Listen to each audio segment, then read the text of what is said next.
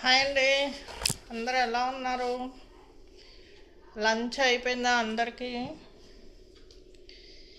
చాలామంది అంటుంటారు కదండి, ఎవరైనా బెడ్ పైన లాంగ్ టైము డిసీజ్ తోటి కానీ ఇట్లా ఏదన్నా యాక్సిడెంట్ అయ్యి కానీ బెడ్ పైనే బెడ్ రిటర్న్ అయ్యే వాళ్ళండి చాలామంది అంటుంటారు, మేము ఎవరికైనా సహాయమే చేసాం కానీ ఎవ్వరికి అన్యాయం చేయలేదు అంటారండి.